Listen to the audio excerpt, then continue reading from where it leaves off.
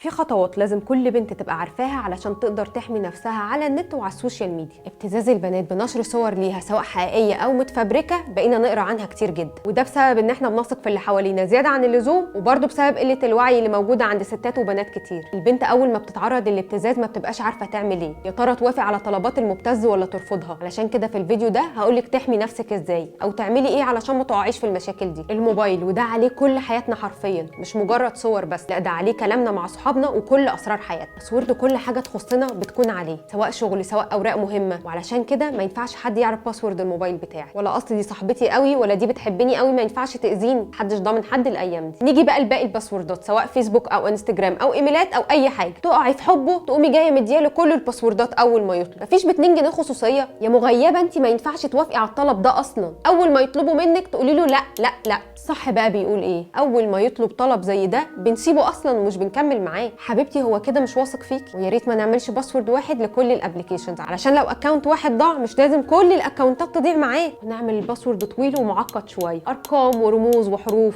اي حاجه حطيها. بلاش تدخلي الباسورد بتاعك وكل بياناتك على اي ويب سايت مش موثوق فيه، وتغيري كل الباسوردات بتاعتك كل فتره. مبروك كسبت وجبه من كنتاكي، ده عيد ميلاد كارفور، قولي له كل سنه وهو طيب. ما تجروش تفتحوا المسجات دي علشان وجبه كنتاكي ولا هديه كارفور. معروفه يا جماعه، لينكات ومسجات مش واثقين فيها ما بنفتحهاش. كارفور مش مستنيكي تحتفلي معاه بعيد ميلاده، ولا كنتاكي هيوزع وجبات ببلاش. اربطي اي اكونت عندك بايميلك ورقم موبايلك، علشان لو حد حاول يفتحه يجيلك مسج على طول على الموبايل، ساعتها هتعرفي ان في حد بيحاول يسرق اكونت، وطبعا مش هيعرف يفتحه من غير الكود اللي جالك على الموبايل. ساعتها لازم طبعا تغيري الباسورد على طول. بلاش تتذاكي وتاخدي سكرين شوت من المسج اللي بتجيلك وتحطيها على الفيسبوك وتقولي الذكي اللي بيحاول يفتح اكونت، ما انت سايبه الكود عادي وبالتالي هيعرف يفتح الاكونت بالكود اللي انت حطاه. ما تبقيش متآمر وهبه. اي رساله تيجي على موبايلك سواء كانت تبع البنك او اي اكونت ليكي اوعي تشاركيها مع اي حد خالص. لو عندك اي صور خاصه ليكي ما تحبيش ان اي حد يشوفها، الاحتياط واجب، حطيهم على فلاشه ومسحيهم من على الموبايل تحسبا ان الموبايل ممكن يضيع او يتسرق. والفلاشه حطيها في البيت في مكان امين محدش يعرفه. اعملي ابديت للسوفت وير بتاع الموبايل باستمرار، لان كل تحديث الشركه بتنزله بتبقى فيها مميزات امان اكتر. كمان ابديت الابلكيشنز اللي عندك على الموبايل لازم تعمليها هي كمان باستمرار. مش اي مسج تطلع لك على الموبايل تعملي لها اوكي وخلاص، لازم تقري، ما توافقيش على اي حاجه وخلاص. ما تنزليش اي ابلكيشن من مكان مش موثوق، لا جوجل بلاي لا اب ستور، على حسب نوع موبايلك يعني. واهم حاجه فعلي خاصيه فايند ماي ايفون، وده طبعا للناس اللي معاها ايفون، علشان لو ضاع او لو اتسرق لا قدر الله تعرفي مكانه فين، او تقدري تمسحي كل اللي عليه وانت مكانه. طب نفترض انك واخده بالك وعملتي اللي عليكي وبرده تعرضتي للابتزاز، استني الجزء الثاني من الفيديو علشان اقولك تتصرفي ازاي.